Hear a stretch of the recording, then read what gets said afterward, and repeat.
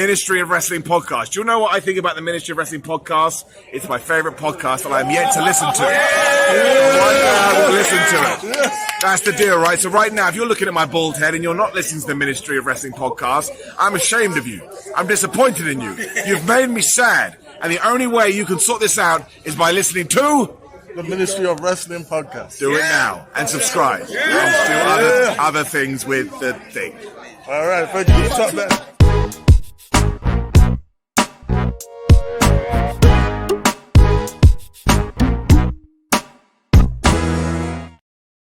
Hey yo, it's two fists of them boys, so you know what that means. We're here. Now, guys, you've seen Superstar Spotlight, you've seen all the other interviews.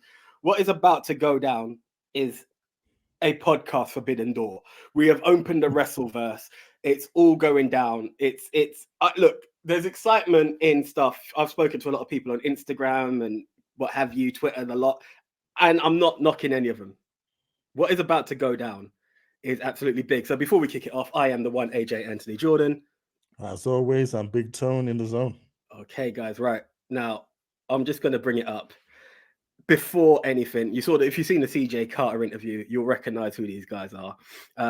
It's so weird how it all kicked off, but here we go. Let's just get this image up right now. That is the Ministry of Wrestling and hitting the turnbuckle. Now, let me tell you something about these guys. They keep busy. So right now, as the screen removes, I'm going to introduce you both to Andy and Adam of Hitting the Turnbuckle. Guys, thank you very much for joining us. No worries. How are we, boys? Evening. How are you? Pleasure to be here, man. Absolute honor. No, thank you, guys. Thank you. As I always say, it's such a weird way how it all started off. Like, I can't remember which one of you posted into a Facebook group based off of Money in the Bank, which was funny enough, where we got that Simon Miller video from. And it was like, oh, cool. Someone else in the UK talking wrestling. And it was like, okay, yeah, subscribe to your channel. You subscribe to ours. It was all good. Then I find out that the show I've just brought tickets to, you guys are partners to it. And I was like, what is the bloody chances? So, yeah, absolute honor to be here. Like, meeting you guys in person was absolutely awesome. And here you both are now. So just want to kick it all off. How did Hitting the Turnbuckle kick off? Go for it, Andy. That's all you. Oh, wow. Yeah. So I, during the pandemic, I got asked to host a NFL podcast, and I was doing it with some friends, and one of my good friends who also host a Washington Redskins show was a big wrestling fan. Me and him got chatting one day, and it's like, it's the pandemic. We're all stuck in our house. He's like, why don't we talk wrestling? You love wrestling. I love wrestling, and Parker Hamlet, his name is. Big shout out to Parker. And he was like, let's just start hitting the turnbuckle. And that's how it all started. We just started doing a regular podcast on the weekly, just talking about Raw and SmackDown. And Parker's big into his AEW, so he rolled with that. But then obviously as time went on a little bit further and further, he was over in the States. I was here in the UK. It was just getting so hard to figure out timings and stuff. And me and Adam have known each other for, God, I'm going to say 20 odd years now. I can't remember. A bit less. 18 years. Yeah. I'll let Adam tell the story of how we met, because it's quite an actually incredible story. So I just reached out to Adam and I was like, look, hey, we've had you as a guest a few times. Would you mind coming on as like a co-host? I know how passionate he is about wrestling. His knowledge of wrestling is incredible, and we always talked about wrestling on text or when we met up at events. And he was like, "Yeah, look, I'll come on board."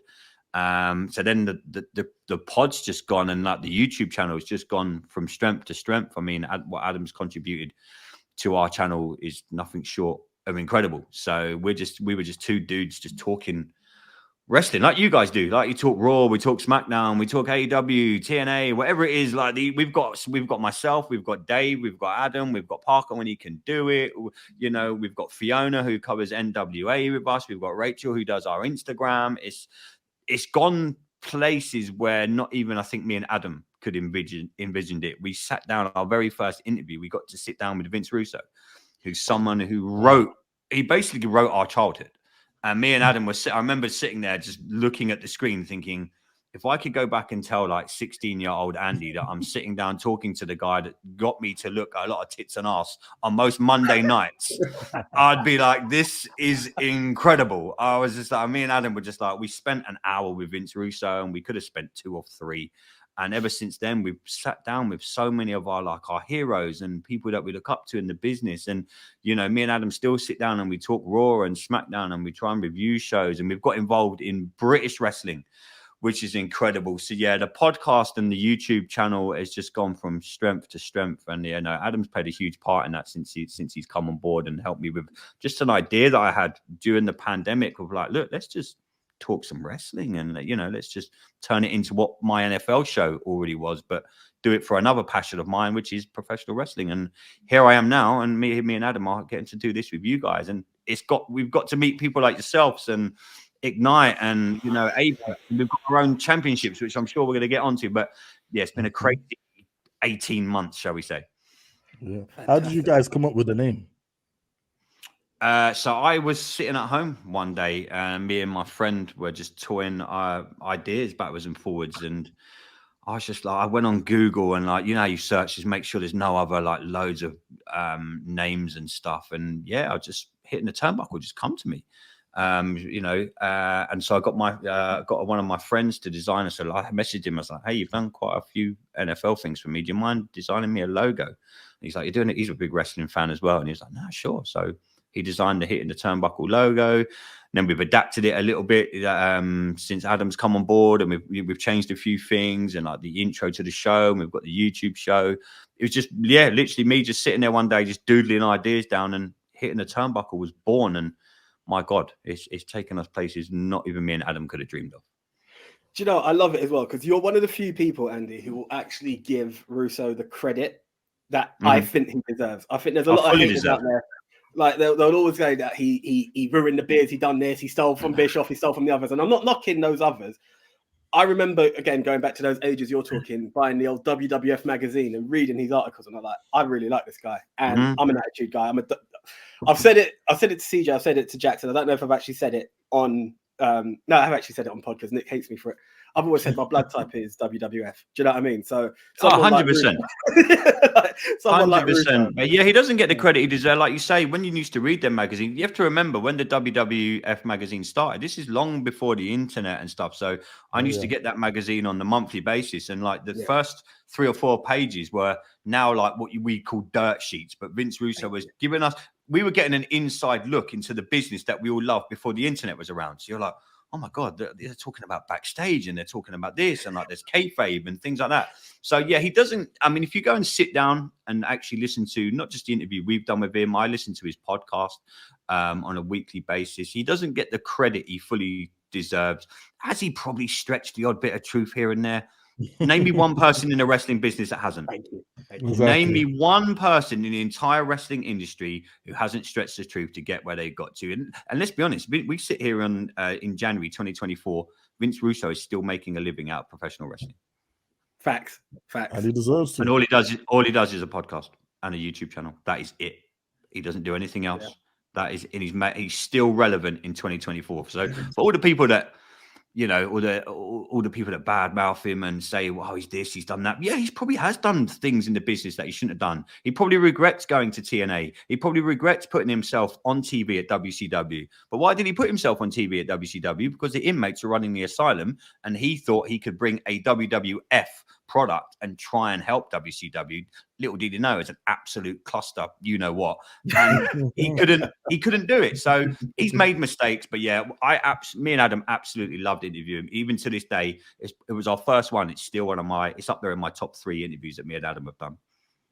Yeah, I mean that really gets on to my next question. Actually, quite handily, isn't it? You've done so many episodes. Tell us about some of your favorite moments. Being cut off by Matt Ryeworld was a funny one. So the guy that does Rusev was Aiden English in the WWE. Now, I try and do research purely out of respect for wrestlers, and I come across this. I think it was something like he had been in a load of different stage plays or something like that. I was like, great, I'm going to use that. That's going to be impressive. And Andy calls me the king of the intro. So when we have a guest on, he'll pass it to me and I'll read off the stuff that I've found out about him. And yeah, he cut me off. So that was quite funny. He was cut me off because he was it was rubbish what I was saying, because obviously whoever site he used to get it was incorrect. He blamed Wikipedia, didn't he? He blamed Wikipedia, which wasn't the site. Funny enough, I got it Yeah. off. But, he said it was something that the WWE actually had put out, or one of the writers had actually put out to the dirt sheets, and people believed it, which wasn't actually true. So that was a funny one. The best one that I've ever done, and it's mainly because, so sort of putting the curtain back a little bit, didn't really think much of wrestling podcasts. I wasn't really a podcast fan until I went on to Andy's one. What I used to like, and I don't know if you guys have seen it, was something called Kayfabe Commentaries in America. They used to do one. Yeah, we had the owner on. I interviewed the owner 4 or 5 months ago, and they used to do a lot of what they called shoot interviews. And one of them was with Shane Douglas. And what I liked about Shane Douglas was he can literally not only take you back in time, if you're there, he can tell you the arena, who was there, where the vending machine was, where the toilets were, and everything. And I managed to get a chance. I think I had a 3-hour interview with him, or at least a 2.5 hour interview with him. And it was the first one I think I'd done without Andy or Dave. So I was a little bit, I wouldn't say nervous as such, because it was someone that was on our list. Me and Andy have lists of people that we want on, and some of them are unrealistic and some of them were realistic, and we've managed to some of them are $4,000 like Hulk Hogan. Yeah. There you go. Yeah. So yeah, Shane Douglas, because it was one of the ones that was near enough on top of my list that I wanted to get on. Obviously Bischoff, the most recent one. Both parts were fantastic. Excellent.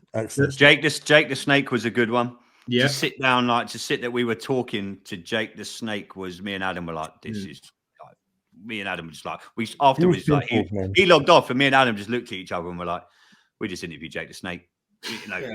One of the best storytellers in the business as well, isn't he? So. He was incredible, and he had some audio issues, and he couldn't use his video. It didn't matter. Me and Adam just sat there and listened. We just listened to him talk, and it was just like, Matt Cardona was another one. Yeah. Again, it was one of them. We just looked at each other afterwards and went, we just spent an hour with Matt Cardona just telling us wrestling stories and talking about his career. And we would, again, it comes back to what I said at the start. At the end of the day, like, all of us here, we're just fans, and any chance we get to sit down with any wrestlers or like promoters, Bischoff, any of them guys, and we're just like, wow, this is just for us. It's everything. Yeah. Man, so, I mean, like picking the brains of people, man. Like doing one-on-one, like just even the chance to do it, like let alone in an interview, is just huge. But then the list of names that you guys have done, man, is bounded. You wait to see what's coming up. Oh, I can't wait. I cannot wait. Do you know, we done this video. Do you know what? I'm going to change this to like a 4-person format, so we're all in it together. We done this video that's not been released just yet, and it was us just celebrating how mad 2023 was for us. Coming in contact with you guys, we're like, we got some catching up to do. You guys do a great job what you do. Yeah. Honestly. Incredible job what you do, man. I really appreciate that. But so talking of like how well you guys have known each other and how long it's been, Adam, do you want to tell us about this 18-year journey, which is a bit of a mad link up? This story, man. Every time he tells a story, it goes back to a rainy morning about 3 a.m. in Oxford Street outside HMV. I queued up, well, we both at that time was queuing up because Stone Cold Steve Austin was doing a signing of the Stone Cold Truth DVD. And it was one of those ones where you had to queue up before it opened to get a wristband, and then you go back. So it's 3 o'clock in the morning. I'm standing there, and Andy comes along, stands next to me. And obviously, as you do in these queues, you just start talking, and that's how we got on. We found out we supported the same football team for our sins, unfortunately. We had a thing about wrestling that we loved, and we just started talking there. Obviously, we got the wristband, went back, met Steve Austin, who I'd actually met, and I'll just sidetrack a minute. I actually met Stone Cold Steve Austin the first time without even knowing I'd met him in Southend. So I live in Essex, and his first wife lives in Southend. And I used to work for a big banking corporation who I'm not going to name on this. And at my lunchtime, I was walking across like a zebra crossing, and there was this big black 4x4 with a Texan flag in the back, like a little black. And I joked, I went, "Oh, that's Steve Austin." And I turned around and looked in the mirror to say thank you, and it was. But going back to the original story, so me and Andy got talking there. We attended a few shows together. We went to TNA together when Hogan was there, watched the show there. And we kept, always talking via text or Facebook or whatever. And it kind of like 11 years had passed. And this was saying, it was quite weird because Andy and Dave's story with me and my friendship are pretty much the same, just in different ways. So me and Dave met at WrestleMania in Miami in 28, at WrestleMania 28. But me and Andy, so we'd been away, 11 years had passed. And then he messaged me saying, "Oh, are you watching Clash at the Castle?" And I jokingly responded, "No, I'm going." And I was going to see it. But I wasn't watching it. I was going to see it. And he's like, "Well, I'm reviewing it on this podcast." And I think my response was, "You're doing a wrestling podcast and not had me on yet." Something like that. And then basically, it was only last year that we'd met up again for the first time in about 11 years at Ignite when we met up. And Dave's was the same. So Dave's story, we met in Miami. Before the rest of the Hall of Fame, I was actually switching hotels. He was in the one I was leaving. I was going to one on South Beach because it was nearer to where Access was and WrestleMania. And he was there with his dad, Kevin, who we call Daddy Dave on the channel. Daddy Dave. And 11 years had passed. And again, he'd kept up to date. And we'd keep up to date texting and stuff. And he had an unfortunate injury of his back. And it prevented him from working for a long time up until around September of last year. And when we met up in April, so the first time I'd seen Dave in 11 years was April last year. And he was like, "I've got this podcast equipment indoors, but A, I've not got the confidence, and B, no one would like my accent because he's from the West Midlands." And we just said, "You know what? We'll bring you on." We spoke around. He said, "Let's, he's an AEW fan. We'll do an AEW review of him and see how he goes." And he was just like a duck to water. And we always say, like, we do it. We don't do takes. We only had to do one where I think Ellsworth's feed crashed during it. Yeah, that was it, yeah. But other than that, we do it. If we make a mistake, I mean, me trying to pronounce Konosuke Takeshita for about 6 months was hilarious. But as I said to Dave, like... I think he was called for about a month. I had that same issue as well. So I said to Dave, we'll do it. It's always done in one take. If you make a mistake, we'll just laugh it off. And more times out of 10, he's been laughing at me than at him. But the stories have kind of been intertwined together, just in separate directions, which is crazy when you think about the journeys that we've been on. Do you know what's nuts? I'll let you answer your question in a minute, BigTone. It's so weird how you can mirror what's happened there. So Nick and I went to school together. He flew off to Thailand for 9 years, stopped everything to do with wrestling. And I'm like, oh, by the way, I'm in the WhatsApp group at the moment. Now you take Leon. Now we're called the Ministry because he is the biggest Undertaker mark you can ever imagine. 100%. And I realized he's a wrestling fan. Our mums knew each other, but we don't really talk. Send him a text message like, "Hope you enjoy Mania." He's like, "You're a wrestling fan too. I've got to introduce you to this thing." Next thing, we're all in this WhatsApp group. Me and BigTone didn't know each other for, I don't want to swear on pod, but it was like, what? And it was like, normally I've silenced most WhatsApp groups I'm in, but something just made me take an interest to this one. And then I think it had gone, 6 years before we'd even met each other. Never met each other in person. It was just a WhatsApp group. So it's weird hearing like such a similar story of you guys knowing each other. How long has the group been running? Yeah. How long has the group been running? Because I lost track. I remember, obviously, there's one person who's not in that group anymore, even though me and him were the first two Leon added. It was the Mania. It was as Taker was announced, he was taking on Shane. I can't even remember what Mania that is. 20. No, it was after 20. No, 25. 25, it was Shawn. 26, it was Shawn. 27, it was Hunter. 28, it was Hunter. Yes, 25.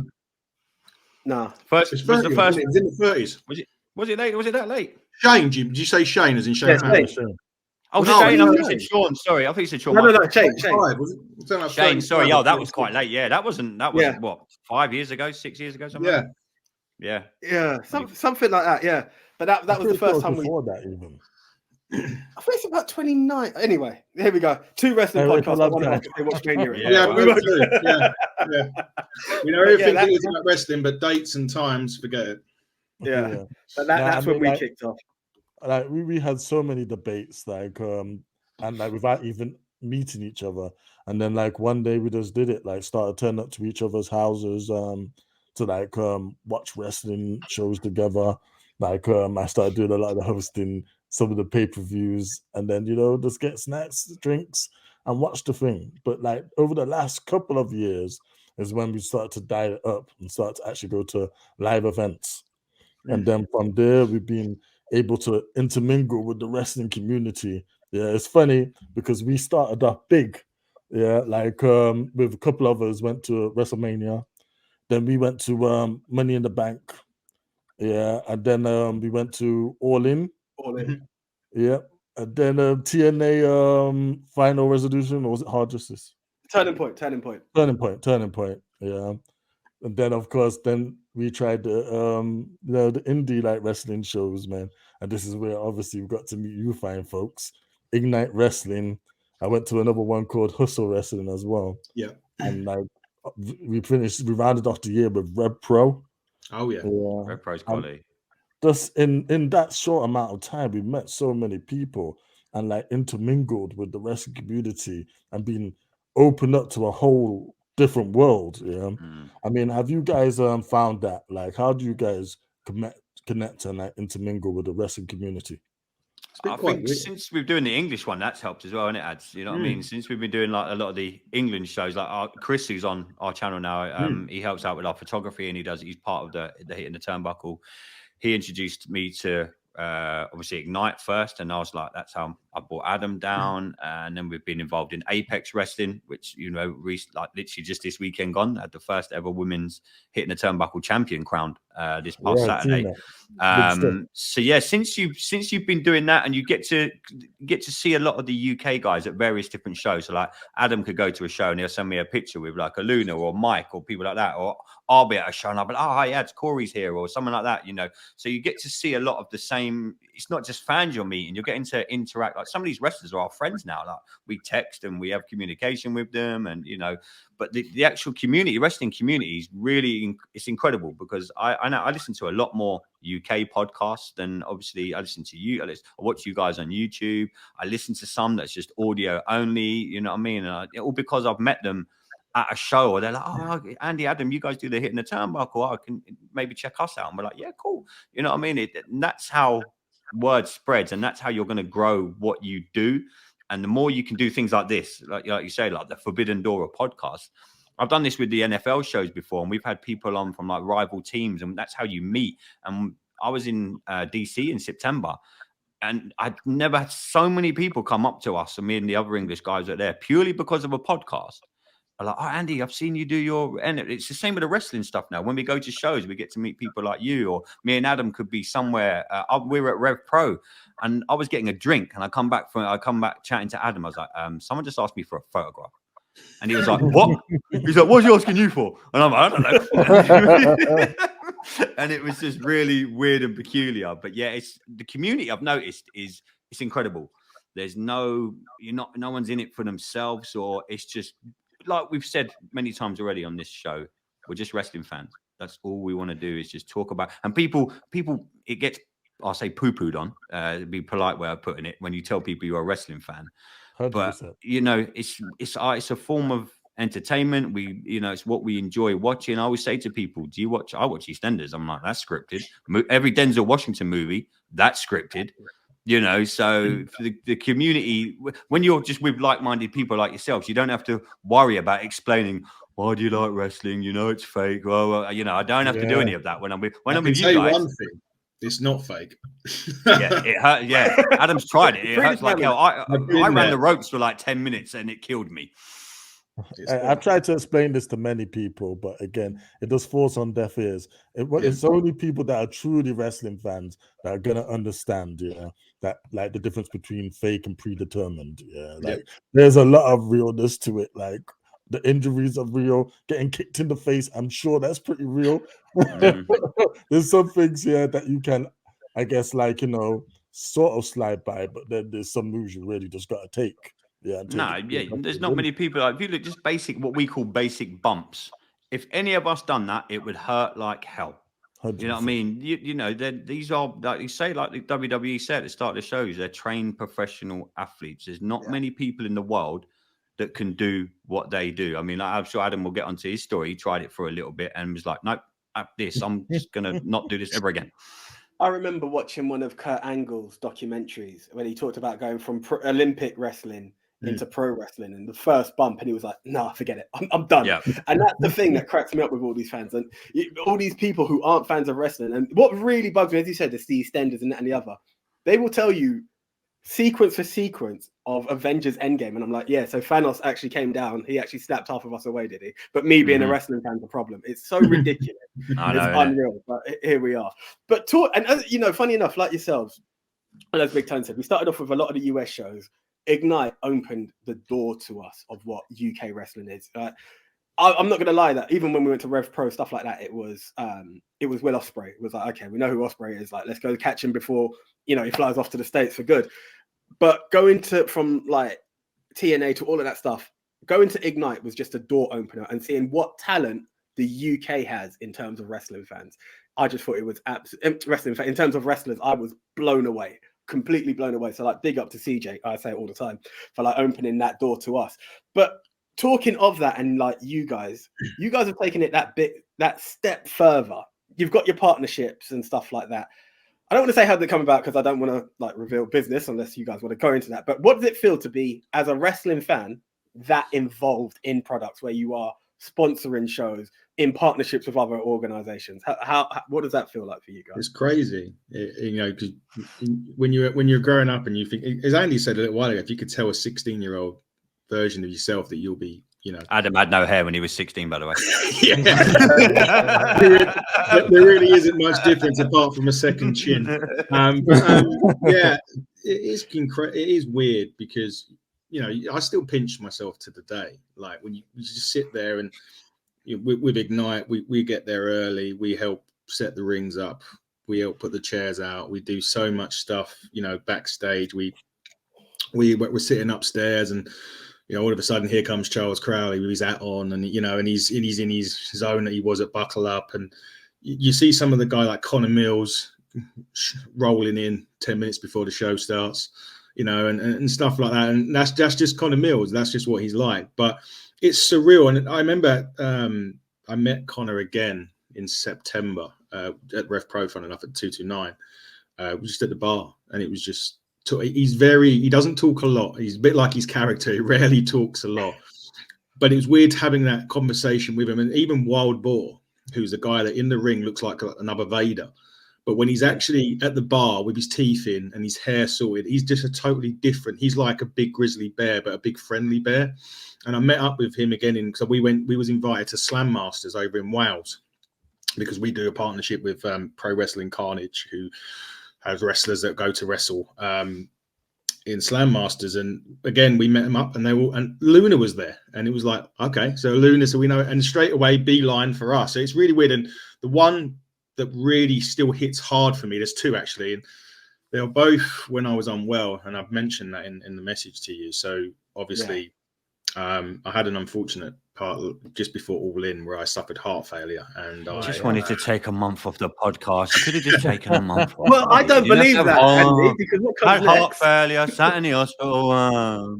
Heart failure, sat in the hospital, doing a Raw review with you, and even you could even see it on the screen. So I peeled away the background, and you could see the you know, stuff that, you know, in the hospital, the monitors and that stuff. But there was two. There was two where, because basically I was told that if I didn't go into hospital on the Sunday, I would have died by the Tuesday. My heart rate was 233. My blood pressure was 233 over 138. I was effectively dying. And that was simple as that. But anyway, we'll cut all the way from that. Done the podcast. I come out. I didn't go to All In because I got released from the hospital, or discharged on the Friday. Couldn't get a train back because I was in Cornwall visiting my family. Couldn't get a train back home. Saturday, I was like, great, I'm coming home, going to see All In, and there was train strikes, so I couldn't get into London even if I wanted to. So Andy took my place, and my girlfriend Rachel, who, as Andy said, does all the Instagram stuff, went. And I got a video call from Rachel, and so I opened it thinking it was going to be her, and it was Robbie X. Wow. And he was talking, like, you know, asking how I was and that stuff. And then I went to Rev Pro about a week. I'd come out of the hospital, missed All In, and it was Rev Pro was a week later. And I went there, and at the end, it was Zach Knight and Ricky Knight Jr. was there. And as it was finishing up, the Knights were coming out to sell their stuff, and I'm walking towards the bar. Same as when times I met Conor Mills and Wild Boar. Zach Knight has seen me, dropped his stuff, moved people out the way, made a beeline to me, and literally come over and like hugged me and was like, "How are you? What's going on? Are you okay?" And we had him on the show, so he knew, he knew who we were. We had him on the show like months and months before. But that's kind of the surreal bit when you don't even have to say anything to them; they just come up to you and greet you. I mean, that was a bit of a different scenario, but it's still that surrealness because we're in this crazy world of wrestling now. Yeah, I think it speaks a lot for the community as well. That like when Adam was ill, the amount of people that like I was at shows and like, "How's Adam?" I'm like, "He's doing well." You know what I mean? The amount of people, and Adam's only been with us for like a year, but just testament to the guy of like what he's done for our show and like the amount of respect that he's earned from the industry that we all love. I've got like the last month I've had it, it's quite common knowledge. I've just separated from my wife. I've moved house, but the amount of people that have just DM'd me because they haven't seen me on with Adam. It's like, "Hi mate, just checking in. You're okay?" I'm like, "Yeah, it's been a bit of a stressful couple of months. You know what I mean? You get separated and you move but just for the people just to reach out to like me and like via Adam and just go, "Look, hope everything's all right." And that goes to show, and like there's nothing compared to like what Adam went through. The guy was literally like fighting for his life.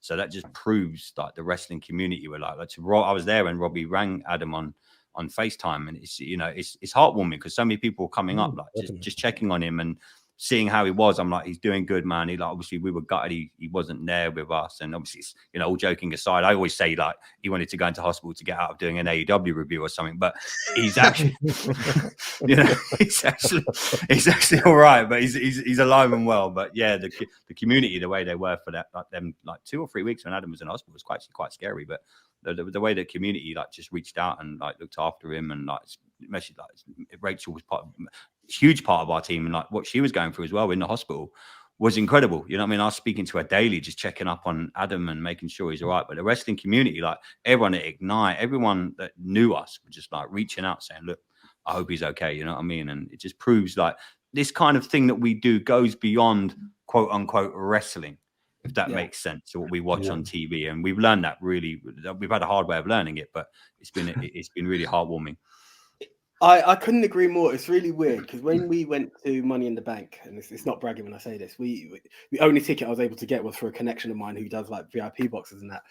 And we were there, and the lady who's like running the bar, we said to her like, "Have you ever been to a wrestling event before?" She's like, "No, I'm not too sure, but I know like it's meant to be like a rowdy thing." And I was like, we just said to her like, "Yes, it's a fighting sport for better or worse, but the community is one of the best." Like you could picture a football match and you're going to get one team versus another. You can get all sorts kicking off.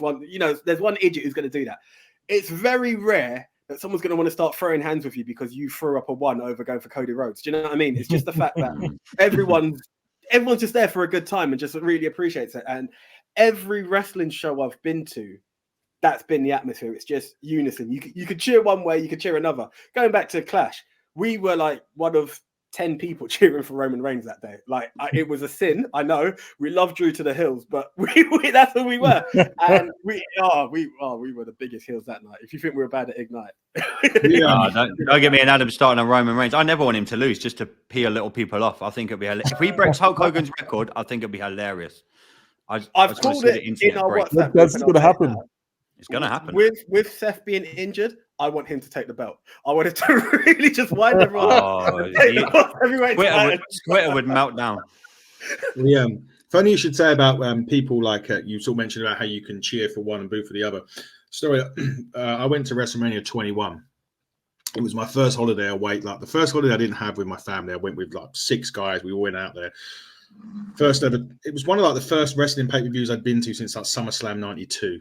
And yes, I had hair at 92. I didn't ask her.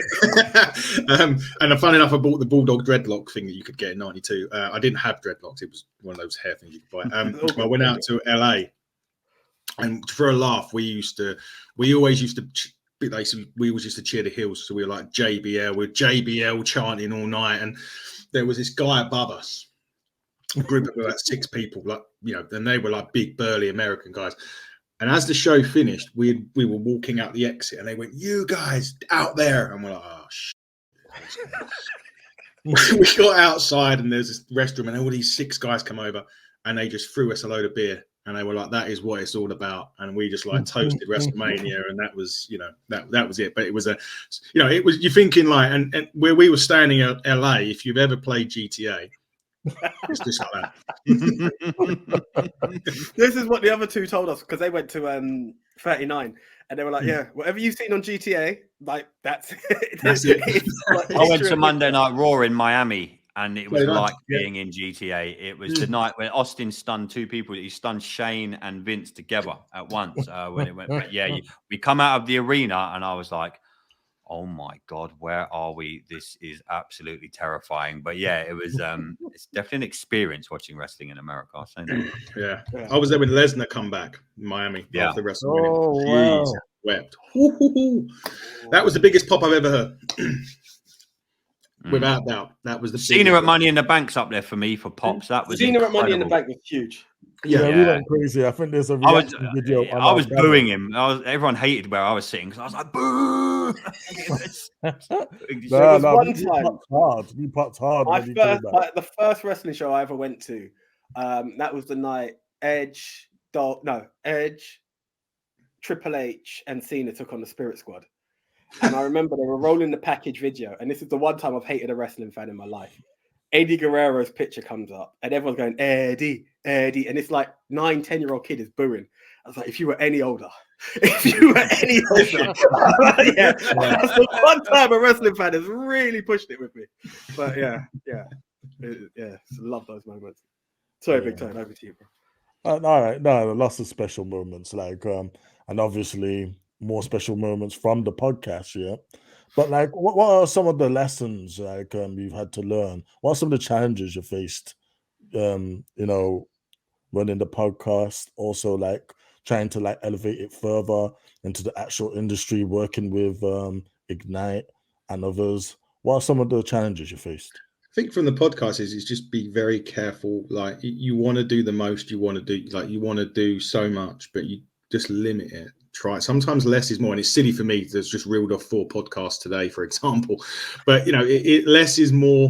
I honestly don't think he sees daylight. I think he just stays in that room all day, and he doesn't see that. Adam doesn't. It doesn't matter when the clocks go forward or back to him. It doesn't matter. In terms of like interviews and stuff, because obviously, as Andy's already mentioned, like when you do reach out to wrestlers, and some of them do come back with wanting fees, and that's fair enough, but just be careful with that and don't just accept it. Like if you have to make that conscious decision to like, okay, that's, we want you on, but let's just, some of the ones we've done, I won't name them on here, but Adam knows who I'm probably going to talk about. Some of the interviews you do, and sometimes you might give them a little fee to come on, sometimes they do it for free. And there's been one particular interview I can remember. I'll tell you guys off air if you want, but we've done. And it was like getting blood out of a stone. And you're sitting there doing the interview going, oh my God, this person, A, doesn't even want to be here. B, just done it for the money. And it was very much generic answers, very like, yes, I done this. And yeah, that happened at WrestleMania. And me and Adam were like trying to, kick the conversation on a little bit. And it was just, that's one of the things, I think you learn that. I mean, I've been very fortunate. I've been involved in podcasting since 2020. So you kind of learn how to roll with the punches. But when you're sitting there potentially interviewing someone that you've idolized or someone that you've looked up to and they're just not very nice or they just really don't want to be there, that might be for various reasons. They might have been traveling, but this particular person, me and Adam just hung up, like we finished the Zoom call and this particular person logged off and we were like, wow, that was hard work. And we're both like, thank God we were both here because we could both like rely. I could rely on Adam could rely on me. And you kind of have to do that when you're doing certain interviews. Like Adam, we've got our little WhatsApp chat. Adam will WhatsApp me during the interview and like, we need to do this, or I'll WhatsApp him and like, you need to take it this way. And we're like, that's the kind of things you don't know at the start. So like when Adam mentioned, like when Dave come on board and things like that, and he's like he was brilliant. But some of the things you're like, me and Adam, that you learn just from time doing it, and you'll sit there and WhatsApp each other while the interview's going on, and you're like, right, this needs to go in that direction, or we've got like 10 minutes left, 15. We need to get to hit all the points that you want to get, and it's very hard when you're interviewing someone like Eric Bischoff or Russo. You want to get to everything. you know, and like we said, we've done 2 interviews with Eric Bischoff. We're going to definitely going to get Vince Russo back on. Yes. Shane Douglas done 3 hours. You want to hit everything, but you have to remember the kind of things that people want to listen to. You know what I mean? So when we're talking to an Eric Bischoff and you want to talk about the WWE days, but then I was really interested in the TNA stuff because and he doesn't really talk about that loads, but he was open and great with us when we mentioned TNA. And he was like, look, hey, nothing's off the table. So when people like Eric say to you before you hit record, we're like, is there anything we always, Adam is very respectful. We're like, look, is there anything you don't want us to mention? Eric was like, nothing is off the table with you guys. Ask me what the hell you want. You know what I really wanted you to ask him? Man, what happened to Garrett, man? What's he doing? TNA. Well, that's a question for the part 3. Part 3 we'll ask. We'll make sure we get that. Note that down, Adam. We'll get that in.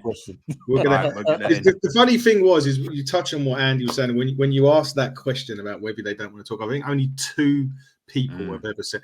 Russo was like, "Don't throw me under the bus, bro."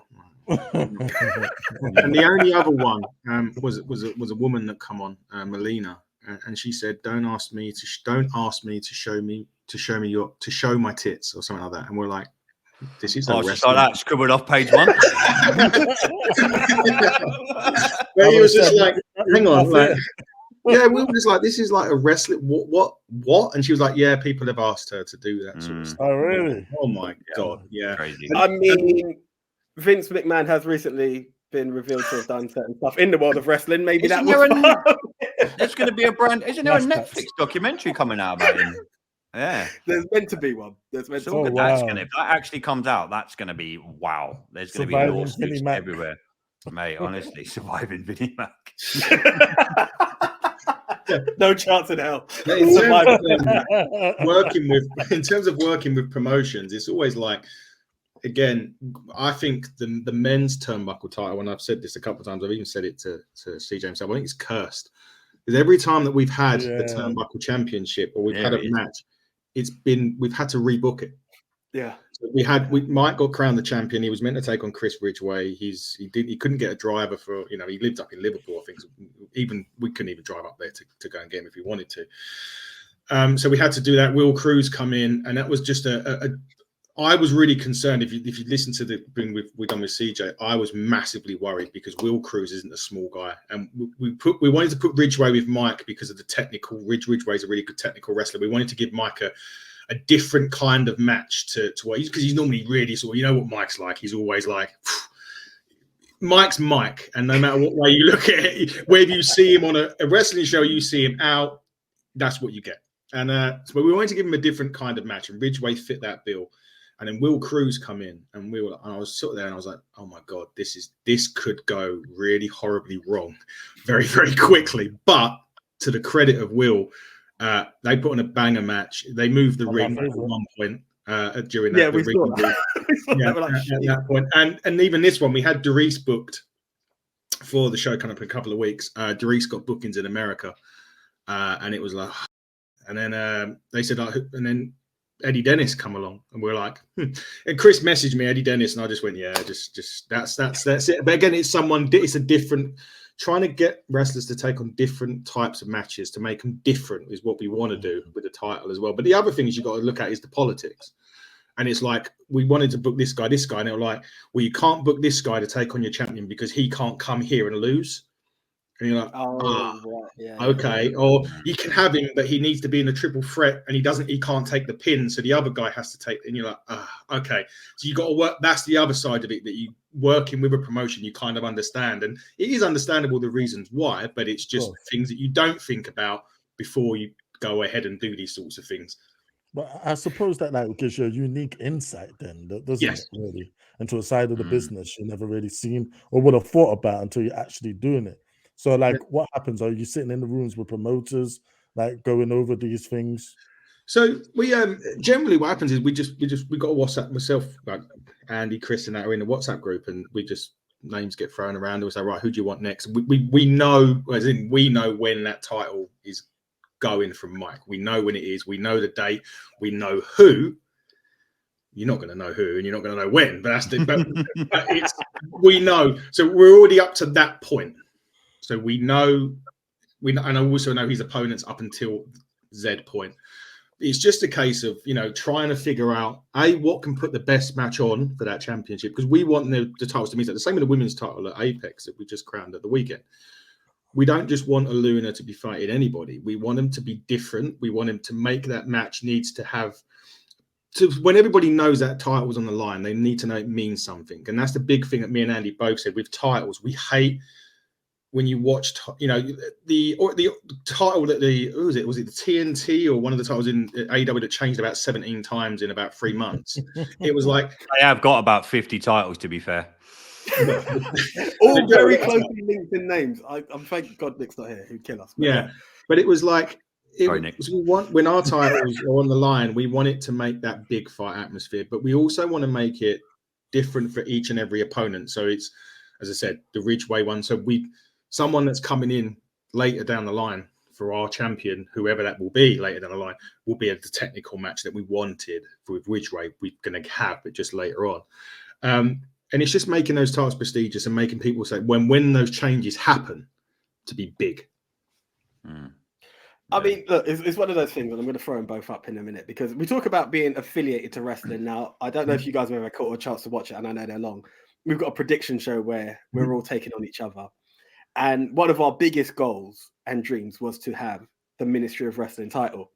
Again, Leon being the Undertaker fan, that's why we're the Ministry. The current title that we do have was just a second-hand Undertaker belt that we were able to get hold of.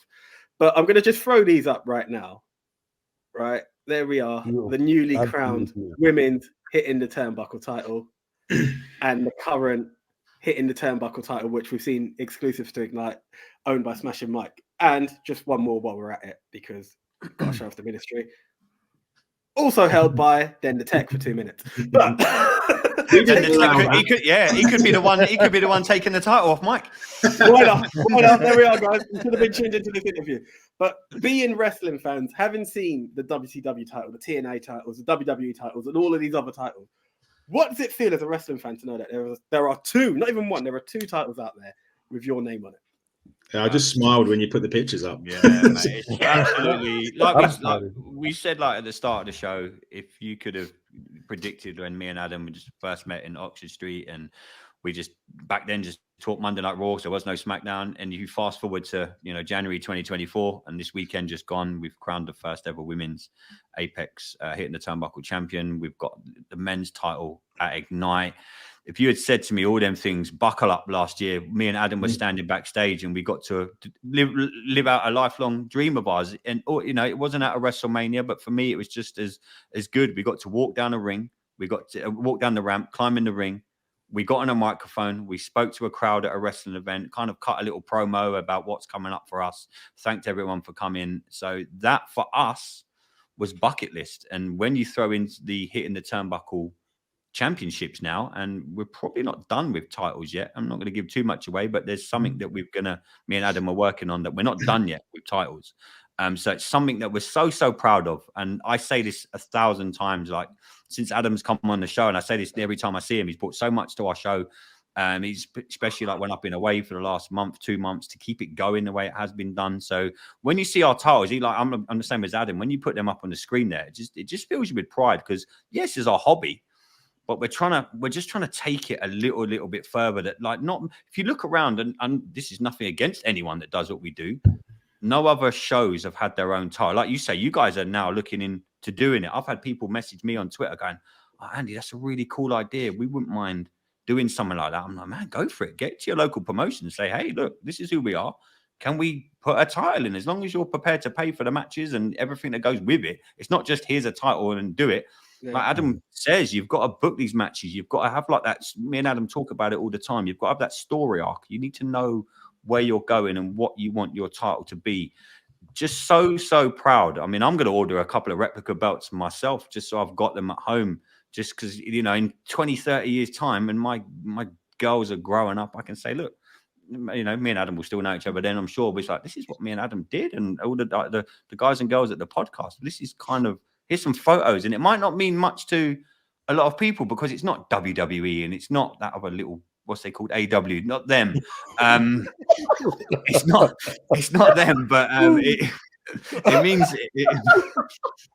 means the world to it means the world to me and Adam to have our own titles. No, listen, I 100% agree. And like, sorry, the AEW thing, I can see Nick just smashing furniture in his room right now. But what? And it's Nick is going to kick the crap out of me when he sees me at Ignite. By the way, what did you say about Tony Khan? Oh, we know people like that. Oh, trust me. Yeah, trust me. But like what I've always said, and again, it's not bragging, it's just going through the journey. When we went to Turning Point, we had a chance of being in front of the ring or on the ramp. And because it was everyone who bought the VIP package, because it just slightly overrun, everyone just went for the ramp. We took the ramp picture and we loved it. And just touching the ring was something. And that was like, we were like, oh my God, we've just touched the wrestling ring. Going to Ignite, and I told CJ this and I will never take it back. I don't think it matters what promotion it is. If you're a wrestling fan and you've had the moment, like that picture again, I'm going to make you guys smile by putting your title on the picture, the screen one more time. That picture right there meant the world to us because it's our WhatsApp picture. It's our group WhatsApp picture because we're like, we've been in a wrestling ring. And I think it was even more surreal knowing that the guys that you have grown to call brothers, for better or worse, are all in it together. It's not like, oh, one of us got it and one of us envious. We all had a moment to share. Like for all of us, it was our first time in a wrestling ring together. It's something you can't replicate. And I could only imagine, 100%. As I said, ours was just for a pod, to have a title on the line being defended like per show. To have your own show as well. Buckle Up was, to have Buckle Up was incredible. Me and Adam was just looking at each other. Like there was posters with our podcast logo and there was things with me and Adam on it. And just like two wrestling fans. And we're just standing at Ignite Wrestling and like, people, our friends and family come. It meant a lot to us that our friends and family, like, Adam's son's been, my daughter's been in the ring. Adam's boy, they just stood in a wrestling ring, took some photos, messed around with the wrestlers. And you're just like, this is incredible. You know what I mean? This is like, it might not mean a lot to a lot of people and it probably doesn't. But like you just said, AJ, it's like for wrestling fans to get to do that and have that moment, especially now me and Adam get to do it with our kids. My daughter loves coming to Ignite. Adam's boy loves coming and they hang out and they talk and, they get on about wrestling. So we're just passing it on to another generation. We all have stories about how we got into wrestling. In 20, 25 years time, if I look around and, my daughter watches some wrestling with me, Adam's son I know is into his wrestling. And if we've passed it on to them, and that's fantastic, but you couldn't go back and tell like the young Andy and Adam, like this is what we're doing with our life now. And this is our hobby. And it's honestly, I can't say enough. It's absolutely incredible. It is. It really is, man. No, I mean, like, I guess this next question is for Adam because he's like me, tries to watch everything. And like I said, we live in the golden content of wrestling. Yeah, like I remember back when we were children, you had WWF, WCW, ECW. Then they went away. It was just for a while. It was just WWE. Then of course TNA and Ring of Honor come along. But nowadays, just to watch the main shows of AEW and WWE, you're looking at 10 hours just for the main ones, not NXT, not Ring of Honor. Then you add them. Then you add stuff like NWA, New Japan Pro Wrestling, MOW, GZW, all of that. How do you stay like ahead when it comes to wrestling topics? What avenue do you use to like keep up to date with what's happening in the industry? For me, it's just again being able to watch it. I mean, obviously there's the internet dirt sheets and stuff like that. I mean, CJ, I've watched CJ one. He's right about one thing. I do get up stupidly early to watch, but I do sleep and I do enjoy my sleep. But it's just mainly it's just literally.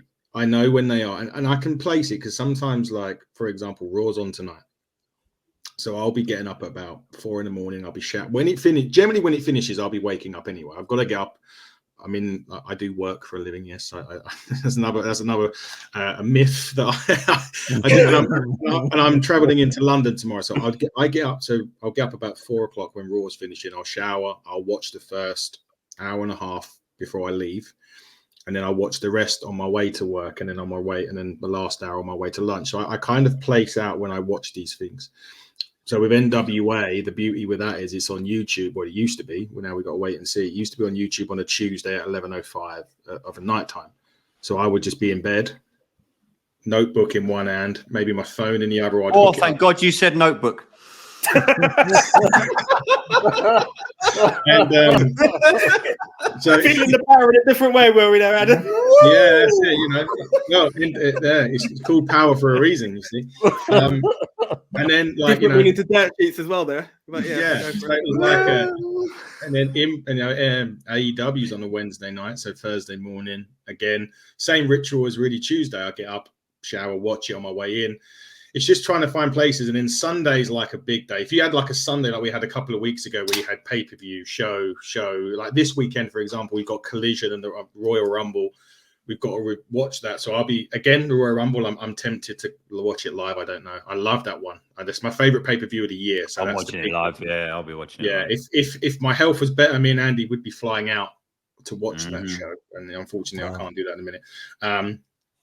So yeah, it's just really planning it around my week. And sometimes it works, sometimes we obviously get interviews as well. We've got a few of them this week. So a few of them we've already done last week that are dropping this week. So it's just trying to work out when lunch times is good. If you've got an hour show, I can just literally bang it. I sit there sometimes in my work kitchen and just like have the NWA or whatever or New Japan on, and I'm scribbling away, ready for the next podcast to do it. And it's also helpful with someone like Fiona who does Inside the Ropes, and she's been but the reason we got Eric Bischoff on was her. That's made it happen. Amazing woman. So, and she's got us. We've now got wrestlers from the NWA messaging us directly saying, we want to do a podcast, but we only want to do it with you. Can we set it up?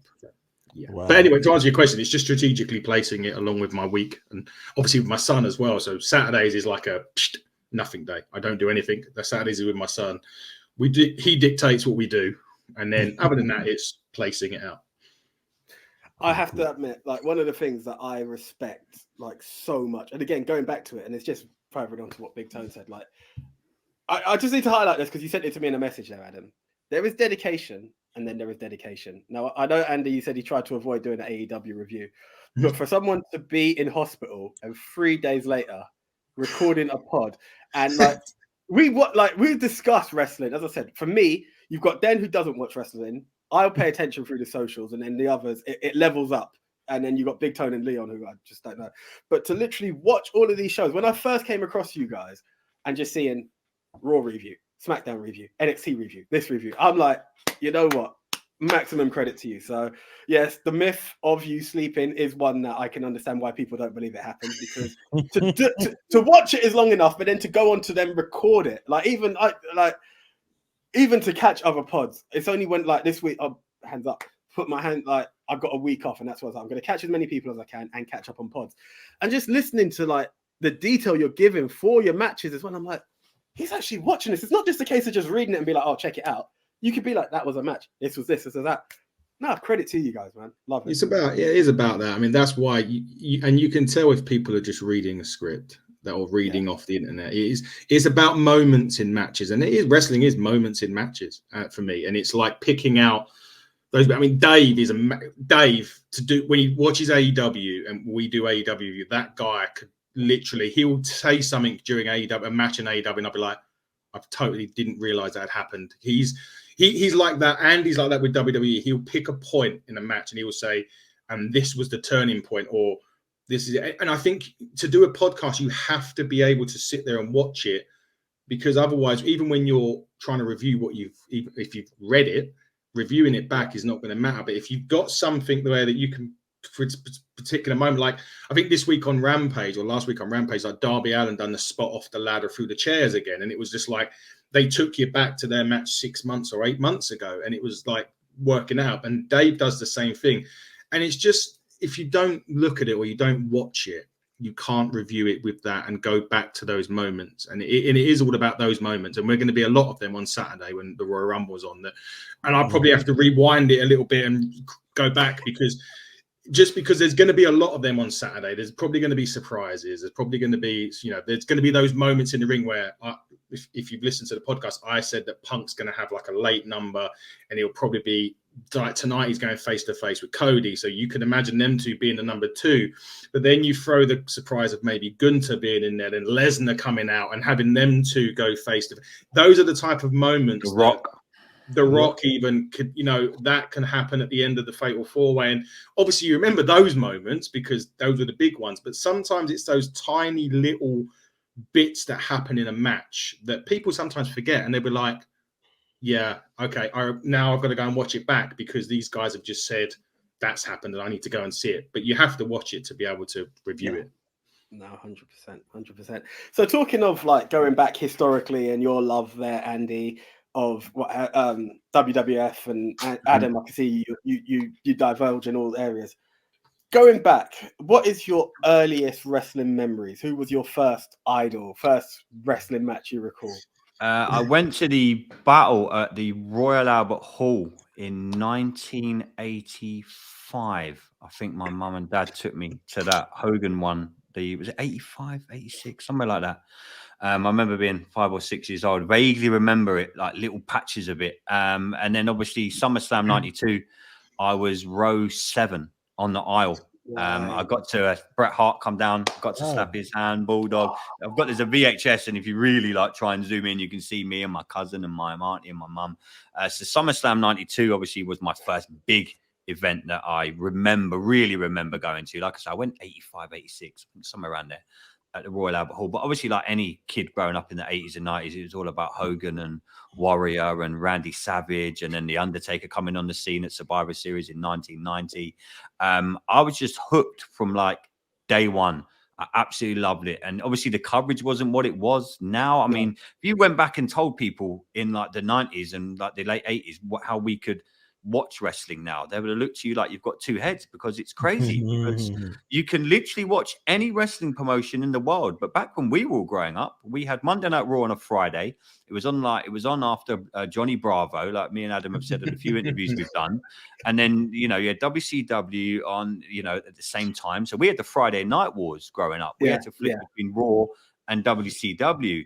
But back then, you didn't. Back then, you used to have to log on to WWF.com on a Tuesday. If you didn't want to wait till Friday and you wanted to see what happened, you used to go on WWF. So all them memories, I remember, like one of my first jobs I started in 97, 98. I started working. I left college just before I went to America. And I just remember sitting at the work computer. And my boss is like, "Are you looking at wrestling again?" And I'm like, yeah, I'm at work. He's like, you're meant to work. And like IT used to ring down because like all these pop-ups are coming and they were like dreading. They're like, I guess he's not looking at porn, but is he watching wrestling again? But it was just like crazy growing up. Just like, but I and to think that like, I'm going to be 44 in 2 weeks and I'm still sitting there, and I don't care who it upsets. And when people take the what out of me, I'm like, I literally don't care. I absolutely love professional wrestling, and I think I always will. And I'm so growing up and to do it now is incredible. And I get to just come and chat with one of my best mates, and we talk about it, and we interview our childhood heroes, mates. So yeah, I've gone from the early memories to doing this with you guys. To me, things like this are like, I remember things like this is just moments that wrestling have given us. So like Adam said earlier, it's not about just watching wrestling, and it's things like this, and it's things like interviewing your heroes, like going to Ignite and all of us, the ministry and the Hitting the Turnbuckle, all meeting up and just talking about wrestling. For me, that's what professional wrestling really is. Yeah.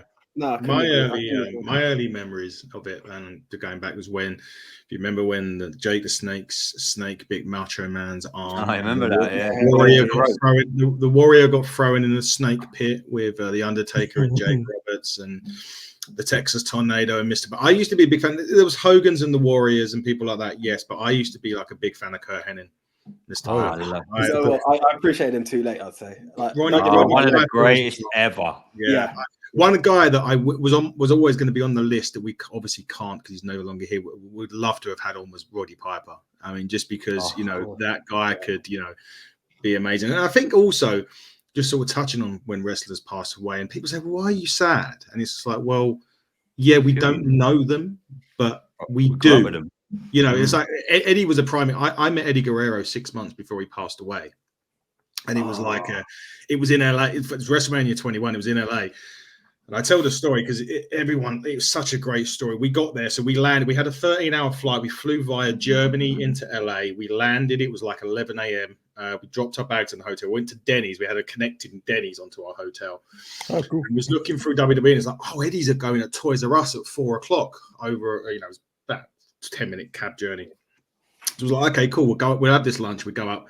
Got to Toys R Us, and the queue. I mean, the queues. There's people with tents. There's sleeping bag. And you're like, Jesus, we're never going to get in here. So it's like, look, we'll queue up, and if we're lucky enough, if not, we'll just go back and we'll just go and have a few beers. And we got on there, and it must have been fate. We were 496, 497, 498, 499, and 500 out of the 500 ticket limit. That's where we was.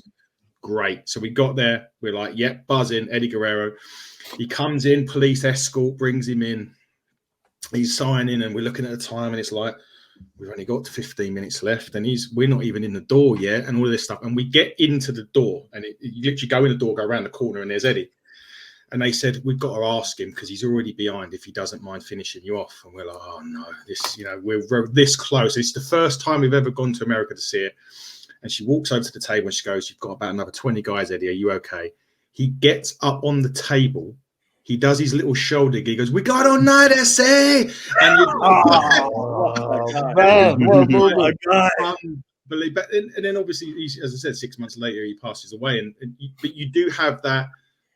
You do feel like you know them, even you don't know them personally because of how long you've been watching on the TV. But yeah, Eddie was one of those guys. But yeah, those first memories are amazing of wrestling now. And think what we did in these things. Talking of like those kind of moments where it hits you and you don't expect it. I know Brave being one of the most recent ones. Yeah.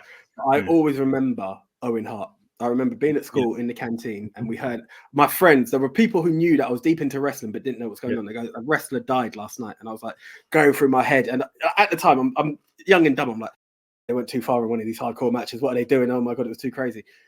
Hearing someone come up to me in the canteen and go, it's a guy called Owen Hart. That was it. I was watching that live. I was watching that live with Jim Ross and Jerry Lawler. Yeah, I had it taped, and I was even scared. I remember obviously back in the Sky days, wasn't it? And I remember watching that live, thinking, and a couple of friends of mine, obviously, were talking about it the next day, and they were like, "Oh, was that part of the storyline? They don't really know wrestling." And I was like, "No, he died. You know what I mean? He legitimately passed away." It was crazy. But yeah, like Adam says, you do get affected by some, like when Roddy Piper passed away, and but you're seeing all the guys that you grew up with, like move on, like pass away, and it's like, and a lot of, like, when the whole Chris Benoit thing happened, you're like, wow, and when that whole story unraveled and you actually hear what happened, because you hear wrestler passed, they done the tribute on Raw, Vince McMahon come out, he done his bit, they told the bell, but then in the days to come and the weeks later, I remember seeing it on Sky News, and I'm like, what's this doing on Sky News? And then you're like, oh wow, exactly. You're like, geez, this happened, and we all know what went down. You're like, oh my God, and then it makes worldwide news. So there are occasions where wrestling really does, get into the quote unquote mainstream media. Austin Tyson, when that whole thing hit, that was on Sky News. They were like, Mike Tyson is in a wrestling ring. He's now doing fake. It peeved me off a lot when they were doing them interviews, because Mike Tyson is doing a fake wrestling, and I was like, oh my God, But yeah, when, like Adam says, when the wrestlers do pass away, you do feel like it. But it's any like famous person or big sports star. My dad. My dad's like told me all the 66 lot that have passed away recently. We're going to be like that. Imagine when like Hogan, The Rock, all these people get old, and you're like. And they pass away, you're like, oh my God, I grew up, you know what I mean? It's incredible. Yeah. Another one for me that always hurt was Scott Hall. Like, it hurts. Big time. That one broke me so badly. Right. Now, just to bring it into the hitting the turnbuckle, I'm going to throw up a few names here just because you guys don't only partner with promotions, you don't only create your belts. I'm going to show these few names here. LA Taylor. Taylor James, Adonis Payne, Artemis, aka The Odyssey, and also Corey McRae. These are all people that have been sponsored by yourselves. I keep saying, how does it feel? But what made you guys come up with the idea of sponsoring wrestlers to take them to that next level and doing that? The thing is, it's all about, these guys work their butts off doing what they do. And with us, it was like, it's easier to go for the bigger names. You know, you could go for the Okus, you could go for somebody else, you know. And it was the names that we see all the time when we were doing it. We were saying, well, what can we do? Can we do this? Can we do that? Who's in there? And for example, Corey was one of the first. We sponsored Jurassic Pro Wrestling, which was a wrestling company about an hour away from me in Harwich in Essex. And Corey's one of the first guys that I'd met, and I saw him on the show there, and I was like, wow, he's really, really good. But I'd never seen him anywhere else. And then I saw him at Ignite, and that was the next time I saw him. I was like, wow, okay, he is good, but I'm not hearing enough about him elsewhere. So like, okay, so we partnered with Corey. So it's all about giving these ones a chance. Aluna's another one. She done a weekend where she was in Cornwall one day. I think she was near Scotland the next, and then she was back in Ignite down in Boreham Wood the very next day. Mm-hmm. And these are the ones that deserve. Look, if we can give them a bit more publicity, if we can tweet them out and give them a help with their bookings and fire out all of this stuff, and it's just about giving those opportunities to those talents that really will make it, and then we can not necessarily from us, but when they've made it, and they will, we can be a small part of their journey into the big time. And we're so proud to see people like Taylor James is another one. The fact that he's not already booked on the Rev Pros or the Progresses is criminal. It's absolutely criminal. And for whatever reason, he's not yet. But he will be. Adonis Payne's another one who's going to be, again, if in 12 or 18 months, if that guy isn't there, it will be an injustice. And that's why we give him that platform. And it just makes us so proud. Even when I see the bookings, I've just seen one recently where Artemis has got Alexis Falcon coming up in a match for, I think, United Wrestling. And you're like, the names are getting there. Nina Samuels has got LA Taylor coming up at Eve in the women's one. And you're like, this is, proud for us. And we seen Artemis has got Sapphire Reed at Ignite, and Sapphire, we know how good Sapphire is, and it's just like, it's happening. We're getting there, and it just makes us so proud for us to do it. But I mean, Andy is really just giving those guys a platform.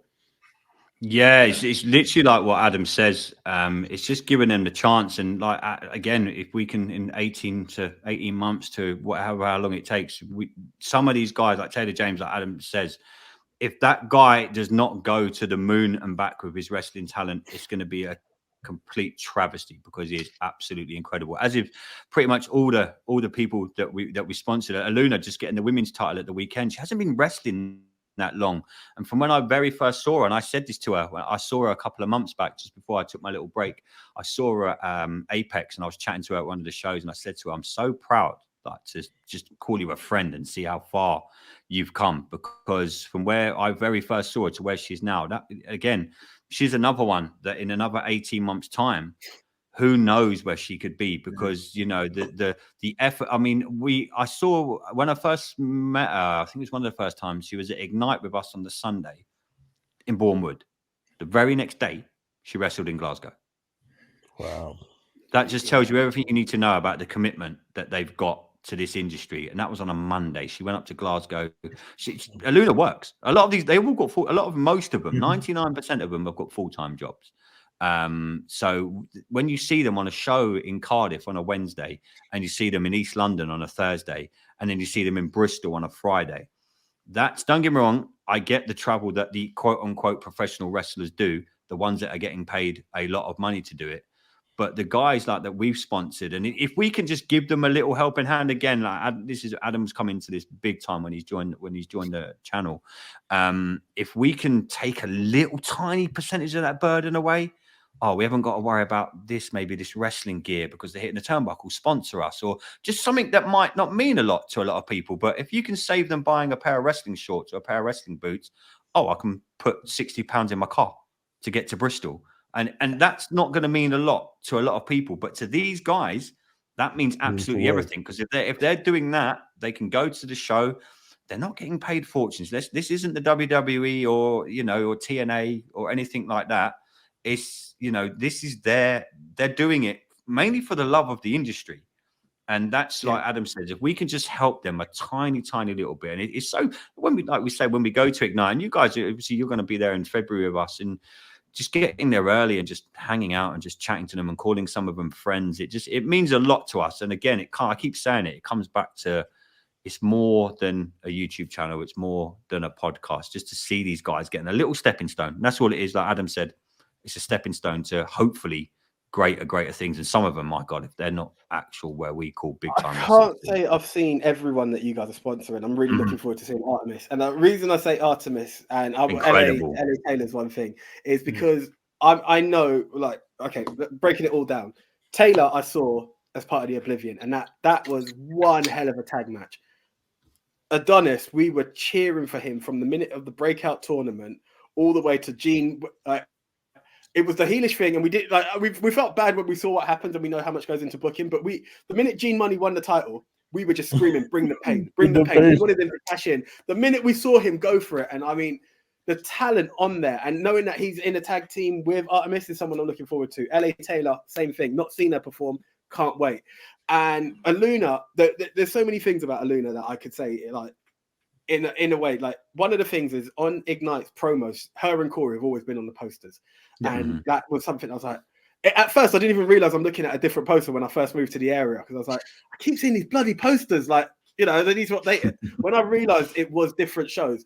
And then just when we got into the ring, like, one of the nicest people, and I'm not knocking anyone else that was in the ring at the time, but she's like, oh my God, you guys have all got the same t-shirts, you're all so tall. She was just such a genuine person that it just stuck in my head anytime you bring up Aluna's name, how nice a person she was. And going through it, like, one of the things we were so impressed by Ignite. We've done a video of the Ministry's gone to their first indie show. And I saw that. Back to great package you put together. Thank you. Really good. Really good. And it was just literally seeing, as Nick said, to his credit, I'm going to promote him for once instead of trying to bury him.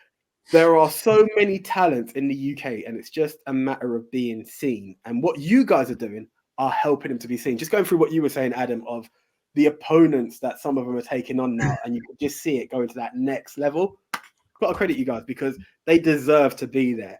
You know, going back to what Jackson was saying in an interview when he was promoting like Harrison Leon, and it's just knowing that any one of these guys, okay, NXT UK is not still here, but there is a chance that you could see these guys on NXT or AEW Dark's gone, but they could be there. Signed by TNA. NWA, and there's many games out there, and if you know what you guys have done, if what Ignite has done has helped elevate them in any way to, like, you know, go there on their journey, it's just got to give you such a good feeling inside. Definitely. You're seeing like Michael Oku turn up to an Ignite show and wrestle some people, like people that you know and stuff. When he's giving up his time to come to a show, and he's probably one of the most well-known wrestlers in the UK, soon to be the world, I'm going to say. Oh yeah, definitely. You know you're on the right path. I saw his video on Ignite's thing, and that's when I first heard of him. And I was like, he's done the Jericho Cruise, he's doing this, that, and the other. Then I go to Rev Pro and see him at Uprising. I'm like, oh, this is big. And then to think it was you know, you've got to thank Ignite for putting him on the map. So yeah, that is awesome. There's loads of ones like that. I mean, LA Taylor, definitely, you mentioned her. She is a one scary dudette, shall we say? But she's one of the nicest people. Same with Ali. Yes, Ali's one of the Ali's probably one of the nicest humans you'll ever meet on the face of the earth. Like when she comes to the arena, all she does gives me Adam Rach big hug. How are you? And she generally like just talks to you about your life and just generally interested how you are. And you know they're normal people. You know, Mark True plays one of the biggest heel characters you're ever going to see in your life. One of the nicest dudes I've ever met. And he's this big heel and he plays this big bad character, but then you go upstairs and he's sitting there playing Pokemon. We're playing a stupid little card game. But I was like, Mark, what are you doing? He's like, well, I've got an hour and a half before the show. We're just sitting here playing some Pokemon cards. I was like, okay, bro, you know, but, yeah, like, you know, one of the nicest guys, and he's generally interested, like how you are. You know, he's come on the show, and they're generally, watch this show. I saw Adam do this interview. I saw you guys do the Raw review. I saw you, and they're generally interested in what we're doing. Like the Ignite show in February. Me and Adam are going to sit down and review that the day after. You know, we'd maybe do it even the night when we get home. If we've got time, we'll do it with the last one. I think we've done that night, and then we put it out the next day. So imagine being an English wrestler now. And you're getting a tiny, and we're nothing major, but you get you could have gone back 5-6 years. These English wrestlers are just turning up, they're getting a small pay packet and they're going home. What me and Adam decided to do with the UK scene was like, hey, let's review this. Let's do it like we do a Raw, like we do a SmackDown. And that all started with Ignite. We always say Ignite will always be our home. It'll always be our home. No matter what we do, where we go, wherever we are, me and Adam and Rach and Dave and everyone, when we go, Ignite's always going to be home for us. So to sit down and review a show, like I said, I mentioned the package that you guys put together. I thought it was incredible. It was about your whole day, and it was up on the channel, and you just you documented it, and you voiced it over really well. And it was like, this is the kind of content that I like. Because I can go and watch WWE Network, I can go, but see you guys do that. I'm like, we were at that show, and I'm like, there's you guys mentioned the Hitting the Turnbuckle on there as well, and there was the tight one. I'm like, this is why. Again, I come back to it. This is why I like wrestling. 100%. You mentioned Mark True, though. There's another one right there that's destined for. Oh my God, he's already on the big shows. Rev Pro got him, yeah. And Progress, he done Progress. He was on unboxing at Progress, and I know that he made a great name for himself there as well. Just incredible talent. What a talent! He's another one that's going to be, God knows where, in the next 12 to once this WWE Europe thing kicks off as well. I think it's been put back 5 or 6 months. I think Paul Levesque, Triple H, I think he said it's going to start the back end of the summer. I think once that starts and you have the UK, the Germany, Italy, Spain, wherever they're going to go, and it's going to be on the WWE Network, that again is going to kind of NXT UK kind of took it to here. I think this next NXT Europe is you're going to see people like Mark, Aluna, Corey, Taylor, all these guys. They're too good not to get a chance on that kind of promotion. You know what I mean? Even like, AEW's TNA, they're all scouting. I went to the TNA recording. We got press passes, didn't we? Yeah, we were very fortunate. They gave us some press passes. So I went to the tryout matches that they were having. They had a little tournament, and I saw a lot of the guys there that me and Adam knew, and TNA were there. So they are out there scouting. Obviously, you can't take there's only so much TV time that you can get. But the good thing is now with things like WWE Network, Impact Plus, AEW have got their own on Fight TV, so you can have these little sub shows that get these people noticed that eventually will get them. Let's be honest, everyone wants to wrestle in the WWE. You can talk about AEW and TNA and all of that. I'm not bad mouthing it. No. Every single wrestler out there on the planet, if you said to them, "Where do you want to wrestle?" they're going to say the WWE, because it is the big leagues. It is the big leagues, and let's not beat around the bush here. And this isn't me having a little dig at AEW or TNA. No, I'm very much the same. If you're an honest person, you've got to admit that as any wrestling fan.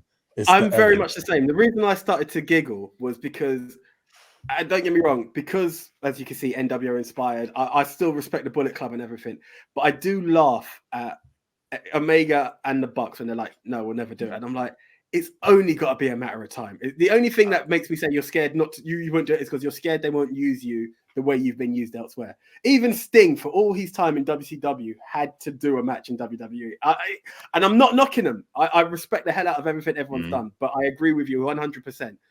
You've got to touch foot in the WWE. MJF's going to be in the WWE probably this time next year. There's no way he's going to go through his entire career and wrestle in bingo halls and God knows where AEW go these days. I don't know what they do, but he's not going to stay there. He's going to come. He's going to come to the big leagues, and he'll come to the WWE. I mean, 90,000 at Wembley, but okay, I'll give you the 90,000 at Wembley. But when you're selling tickets for £5.50 and you get 10, if you buy 2 packets of Frosties, you get like a ringside seat. I don't know how it worked, but okay, I'll give you the 90,000 at Wembley. But God, you £5.50 a ticket, lads. Come on.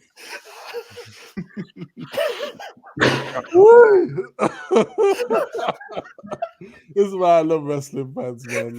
I love it. It's all good. Adam will tell you, I do this. Adam does it. Adam has he's like his head in his hands most shows when him and Dave are all on together. It's brilliant. It's a pity we're not next to each other. I would just love to hear the convo between you and Nick right now. Is Nick coming to Ignite in February? Oh, he's there. He's there. Oh, there you go. I can't wait to see him. He's probably just going to punch me square on the jaw. Nice to see you again, Andy. But it's all good, friendly. It's all friendly, man. I think is I can AEW fans, Adam would tell you, Twitter's a very funny place. I can always tell when Adam's having a slow day at work because I log on to the Hitting the Turnbuckle Twitter, And Adam's just thought, you know what, I'm bored today. I woke up and chose violence. And he'll just start some AEW, WWE thing. And I'll check, because we both got access to the Twitter account. And I'll check the notifications. I'm like, 55 plus. No, I'm like, oh God, Adam started again. And he'll text me and be like, you might want to check the Twitter. And I'm like, oh no. And he's like, some little AEW. I'm like, Adam, you do realize, I click on like whoever he's arguing with. I'm like, this kid looks about 14, Adam. He's like, I don't care. He told me that AEW could sell out Wembley 3 nights running. And, you know, they have to sell a lot of Frosties to do that. And it's just like things like, it's just things like that. One of our best videos was that. Nick knew what he was doing when he put the title out. Will All In be bigger than WrestleMania? Oh my God, the amount of comments that we had. You guys are daydreaming. You don't know what you're talking about. The war. Oh, the more the tickets sold, the more he had a smile on his face. 90,000 at Wembley is incredible. About 75 when we did. But that's things like that. I mean, it's about. But I sometimes do it. I'm like, I'm having a bored day. Let me just put a WWE versus AEW tweet out, and Adam messaged me, but are you bored as well now? And I'm like, yeah, just just put out a little. And we get all these marks. That's the thing about the internet. You get all these little marks that just like some of the DMs me and Adam used to get. Like now it's like, it's just crazy. But they take it and they're like, it's wrestling. Come on, like we know. Don't get me wrong, we love it and it's our passion. But really, I can do things like this, and I'll have banter when I see Nick. And don't get me wrong, wrestling. When you hear the wrestlers actually talk about it, all banter aside, if wrestlers are getting to work somewhere, I'm happy because people are employed. I don't like the product. I'm not going to ever like the product. I think it's terrible. But when you flip it to wrestlers are there and they're earning money for their family, fantastic. Go and earn it. And then once you've earned loads, you can come and play with the big boys in the WWE. Well, gosh, there's some very unkind words for the competition there. But I can see why you and Bishop got on so well, man. It's like he's coming around for Christmas dinner this year, I think. Is Jim Cornette going to be there as well? We would love Cornette. I'd love Cornette. Adam would love Cornette. I would love Cornette as well, man. But Cornette's like he does that for WWE. He just poos on WWE all the time. I'm here for it. For everyone. He does it for everyone. But I'm here for it. I'm a WWE guy, but I'm here for it. When he talks, sometimes even I'm like, he's got a point. But we come back to what you said about Russo. He's actually got a point about some of the things he says, and you're like, oh, okay. I mean, all banter aside, the good thing about wrestling is you ain't ever gonna sit. There's 4 of us here. None of us are going to agree on wrestling opinions ever, like on everything. There's AEW fans, there's WWE fans, there's people that think, I speak to people who think Jinder Mahal was a great WWE champion. People to this day talked about JBL. I thought the JBL move when they put the title in was fantastic. It got so much heat, and it elevated him to somewhere. You argue with people now about the Roman Reigns one of my favorite things to do right now. And I absolutely love Roman Reigns. I hope he keeps the title for another 3 years. I think it would be incredible. You type that on Twitter. I dare you to go on your Twitter and type in, "We hope Roman Reigns keeps the title for 3 more years." Send. Wow. You'll have hours of fun. You know what? I'll do it just for you, Andy. Just do it. Just tag me in it, and I'll be like, all the replies will be ridiculous. But like, you talk about like people on the internet, and people even DMing you to like this. Talk trash or whatever. But have you had any valid feedback about your podcast? I mean, you gave us some earlier, and we appreciate it. Cardona was the one that we had him on, and we was asking him about it, and he was just like, "If you say you're going to do it, do it." Because the worst thing that you do is and that's why these were shows. Because we were thinking about dumbing it down a little bit, doing like a WWE show a week and an AEW show a week, and Cardona actually said to us, because you've already started doing what you've done in terms of reviewing every single show, if you don't do that anymore, you'll lose people. So you've got to carry on now, because you've kind of put yourself, I mean, maybe we've dug ourselves into a hole, I don't know. But that was kind of one of the things that he said. And that's why I've always taken on board. And that's why I've always been against doing it. Andy was for it, because obviously, as he said, the time of the day and, stuff like that. But then we listened to Cardona, and that guy's made a mint out of everything that he's gone and done recently. So it's always been about that. But I mean, I don't think the only negative feedback I got was I gave away a result of Rampage during a Dynamite review, and I totally annoyed somebody because normally I don't do it, and it was just because we were. Out of all the 10 viewers, he annoyed one of them from Rampage. Never mind. It was one of those ones, and he was like, "I watched Rampage on a Saturday, and you've already given the result away on a Friday when we put." Yeah, but why is he clicking on a review show if he hasn't? It was Dynamite review, but there was because Rampage was taped after. And it was something that happened on Rampage, and they had a match on Dynamite. And I said to Dave, "Oh well, I might as well tell you this guy won." And it just, that was really it. I mean, other than Cardona giving us really the advice that because we'd asked for it, but it's the weird one, and just changing it slightly was when we have people from other sports. We've had PDC darts players on, and we've had Paul Nicholson, who's done the infamous CM Punk walk on against Phil Taylor in darts, and we've got Matthew Edgar coming back on to do the Royal Rumble review with us. He's been on twice. He's a former professional darts player. And I love those crossover shows. I've always loved those and it's surprising because now I found out yesterday that Luke Little is a WWE fan, a 16-year-old dart player that done all this, was in the press a lot recently. I've seen it. Here's a picture of him and John Cena going like that together, and I was like, quick message, Luke Little. But it's one of those things that the crossover bits have been really good as well, because Matt Edgar, for example, has got his own YouTube show that has got about 40,000 subscribers, and it's all about darts, and it's about different things about darts. So we tap into him. So right, what have we got to do here? Because we don't do a lot. One of the things that we don't do a lot of that we should do is shorts. Normally there's one of us, and Andy was one of those. We do one of those. They're normally me. AEW, Andy will do an AEW rant or something like that, and I will then go like that's going up, and bits and pieces. Or I think we've done the Raywold one. I think when Raywold cut me off, I think the best one, the most popular short that Adam put up was when I said that AEW titles get passed around more times than Katie Price. Oh god, that short went absolutely mental. There was two others. There was that one. There was the one when you went off on one with Parker, and you were going about no, WWE don't care about AEW more because of Parker's facial reaction than anything else. And the first one the first short that actually really took off was when you touched Corey's belt at JPW. I did, yeah. Corey was doing an interviewing character, and Andy touched the belt, and Corey just went off. And we put that up, and it literally just blew up on because he was in character, and he was not happy that Andy touched the belt. But there's a few ones like that where we would do a review, and someone will say something. I think we've done quite a few. I think we had a Raw one where we could have taken off the air. I think at one point during a Raw review where there was a couple of bits that we were all saying, and they all went up as shorts. And it's just some of those ones are really, really funny. No, great fun. Adam, I know you're hoping I didn't pay attention to Andy earlier, but he did say something about you potentially having a wrestling career. Yeah. You're not getting away with it, man. That was a good month. It's a month before the night. So I was 18 years old, and there was a wrestling school. I think it's still going, Drop Kicks in Purfleet, and I went there for about a month, and it wasn't for me. I literally, you have to have there is a lot of skill that goes into that, and more than what people know. It is not just flowing around in spandex or going around in a costume or bits and pieces. There's so much more to it than that. And no, Andy, there's no pictures of me in spandex before you go there. But in all seriousness, it hurts like hell, and and I think that's what made me respect the business a lot more. I mean, when you're growing up, and Austin was sticking middle fingers up, and DX were giving it all that, and all that was great, and that was a great side of wrestling.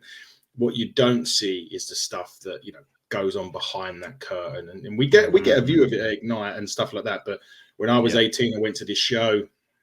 And they do these schools, and you were getting slammed, and you had to learn how to prevent yourself from getting hurt. Seriously, you get hurt. Every move they do hurts, no matter. Simple hip toss hurts. The body slams hurt, because that mat under that ring, all it is wood, and it's just like a small crash mat that you would normally have. Not the big thick ones that you used to jump on. It's those thin ones. And we were getting trained, and I remember taking body slams and doing hip tosses and your standard stuff. And I'm like, no, this is I've been to the Apex Wrestling School recently and watched them train on a Thursday in Milton Keynes. If you ever get a chance to go up there, message me and you can come up with me on a Thursday. I went up there and watched the classes that they put on there. I went up there the night they done promo school as well, and they said to me, "Go on in, Andy, jump in and do it." And I was there in front of like 15 of these students, and I had to get in. They're like, "Well, you've come here when we're treating you as one of the boys." And I had to go in and cut a promo on these guys that I never. And you just think, you don't realize. And then I was watching them do, like, they were calling some spots for a match that they were doing in the next coming show, and they were doing it. And the trainer there, John, was like, "Well, if you do it like this, you're going to break his neck, and then if you do it like that, you're going to break his leg." And it was so. I just sat there for like 45, 50 minutes just watching them train, and how they, it comes back to what I said earlier when people say to you wrestling's fake and all that. I got to sit there for an hour and just watch these guys do it and learn the art of wrestling. I've said this to Adam all the time. One of my favorite things to do when we go to Ignite or Apex, I like it when they're calling the spots. And some wrestling fans go and just watch the wrestling, enjoy it, and I'm still one of them. But I like seeing how everything's unfolding, or when whoever's leading the match and so might be calling it, or I know this spot's coming up and how they're executing it. So when I went to Apex and saw them learn how to do that, I was like, wow, this is incredible. For me as a wrestling fan, just to stand there was, again, it's another experience that I've got to do purely because of what we do at Hitting the Turnbuckle. Do you know, going back to when we done our Impact thing, meeting Alex Shelley, having a 5 to 10 minute conversation with that guy and understanding wrestling. Like I always said, when you've watched wrestling long enough, you get to study the game, not watch the game. Mm-hmm. When you talk to these guys, and again, being actually in school, which I can only imagine how cool that would be, you really start to get a further level of understanding of what really goes into the building of a match. It's insane. It's insane. Yeah, it's incredible. The things are like they had like 16, 17-year-old guys there that were and girls that were just getting into the business and the industry, and they just thought they had just seen what they've seen on TV, and you can see their mind and their brain thinking, "Oh, this is actually going to hurt." And like Adam says, it hurts. You just take what we call a basic bump, and if you don't tuck your chin and put your arms out, that's going to really hurt, and you potentially could break your neck on just taking what we call, or he's just throwing him on the floor. No, he's not throwing him on the floor, because if you watch him when he throws him on the floor, he's holding his head, he's making sure his chin is tucked, he's making sure his arms hit the mat in a certain way. If you don't get that one basic move right, you're paralyzing someone. So the responsibility that goes into wrestlers, and like Adam says, he's done it for a month. The responsibility that goes into what you do, if one of the Ignite guys, and when we're at the show, if they drop them in the wrong way, if they do something off the top turnbuckle wrong, you're not just ruining a match. You potentially, I'll say this, potentially, you're ruining someone's life. Yeah, that's how serious professional wrestling is. Yeah. Okay, I don't know if you saw Jackson's interview. Sorry, Big Ted, I'll let you take it. When he talked about him, a chokeslam which he's taken 1,000,000 times, and what it's done to him now, where oh God, that was a story. Yeah. Oh my gosh, like the actual imagery of that, like his X-ray and it just broken out. I can only imagine the pain. Yeah, and also talking to CJ, and what you said, he tore his ACL, was out for like a good few years. So yeah, it's a serious game. It's a serious game. If you look at someone like CJ, can't wrestle again because, like, as much as he would love to, if he takes any more bumps, could be in a wheelchair for the rest of his life. And he's already admitted, he said that to us. He goes, he might be able to take one bump here and there, but is it worth risking being in a wheelchair for the rest of your life just to take a bump? And he's like, he'd love to wrestle again. Me and Adam talk to him all the time. He'd love to jump back in and do it, but he can't. Look at people like Edge and all that. Like, all right, they've got the top end medical people looking after them. But when it's your life and you potentially could end up in a wheelchair, you can see that's what it comes back to when people say to me, wrestling ain't real. Go and look at when D'Lo Brown dropped Droz on his head. God rest his soul. Stone Cold Steve Austin, when Owen Hart broke his neck. You know what I mean? He had like 9 or 10 fusions in the back of his neck. Idiots like Ryback now, right? He might be an awful wrestler, but he's gone through God knows how many surgeries and he still can't wrestle all these years. Hulk Hogan's had how many surgeries? He didn't realize doing that leg drop for all them years, if you watch the interviews with him, was impacting the bottom of his spine so much that he's had God knows how. So when people come back to you, go, wrestling's fake. Okay, dude, you jump in the ring. And go and watch the Louis Theroux documentary that when he went to the WCW power plant, and you go and tell me wrestling's fake. Listen to the Undertaker's list of injuries. What hasn't he broken? Yeah, and Foley as well. Yeah. Oh God, all Foley. These guys. All these guys, man. And you tell me wrestling's fake after you go and chat. And like even we chat to the UK guys here, and some of the injuries, you go and chat to them and tell them wrestling's fake, and you see what happens to you. Yeah. 100%, man. 100%. People need to learn to respect the game. Yes, mate. Well said. Big time. All right. So like I've been watching your videos, and it's been a very good choice to have SoCal Foul. Something very lovely to look at the start of your videos. How did you make that choice to use that particular clip, and how did that one come about? Andy, that's yours. So I met her through Apex, an Apex show. Just built up a friendship with her. She only lives up the road from me. She's only in Milton Keynes. Built up like a friendship with her. So just dropped her like a DM and a text, just saying, "Hey, look, thanks for coming on the show." I saw her a couple of weeks later at Apex, and I saw her again a few weeks later. And I said to her, I just messaged her. I was like, "I don't suppose you want to do the intro for our show?" Because again, a lot of these wrestlers might want a fee or something. She's like, "Because it's you guys, give me 10 minutes. She was doing a Comic-Con somewhere. She goes, "Let me go out the back. I'll film it on my phone and send it to you." And that's the clip you see now at the start of the hitting the turnbuckle. She saw us again. It comes back to what Adam says. We were at AEW. She made a beeline for me. I was over the other side chatting to Rachel. Next thing I feel these arms around me. And if you had told 16-year-old Andy Burroughs that SoCal Val has got his arms wrapped around him, I was just like, oh, she's like, "Andy, how are you? How's the podcast going?" I'm like, "I'm fine, thanks, Val. How are you?" But yeah, you must have been elated, man. Because again, I had a massive crush. We all had a massive crush on SoCal Foul watching TNA. Again, one of the nicest women. She's at quite a few Apex shows. Her and her husband live in Milton Keynes, so that's like a 10-minute drive up the road from me. So she does a lot for Apex. So I see her around, just like generally just chat to her now. "How you doing? How's your week?" And but people, what they see of her on the screen and on Twitter is not even a percentage of what that woman is. One of the nicest people. It comes back to what we said earlier. One of the nicest people you'll meet in the business. And again, she's helped us massively, so we thank her for that. Love it. Yeah, definitely, man. I mean, like, there's just big things. Your podcast is on the rise. Your brand's on the rise. So what are your future plans? Yeah, what are your future hopes? The ones you're allowed to disclose. The ones you're allowed to disclose. I'm like when what's his name, the geezer that plays Spider-Man, when he gets interviewed. I'm not allowed to say because I'll just drop us in it. So I probably let Tom Holland. Tom Holland just like gives away the end of he gives away the end of like Endgame and stuff. But yeah, I'll let Adam take this one. Yeah, well, I mean, you've kind of mentioned Buckle Up. I mean, there is discussions going on about that again to do another sponsored show of Ignite. That's something. Andy's already mentioned it. Maybe another title. That's something. I know there's another company that's open to that. Funnily enough, while we've been chatting, I've had another message from another wrestling company about wanting to do something. Again, can't read this because they've literally just messaged, so I can't really go into it. But Andy, we'll talk about. You know what we would love to do, and this is the most difficult bit, is we'd love to get to a point where the big, WWE, AEW are just saying, "We've got this such and such person available for 20 minutes. Do you want him on your podcast?"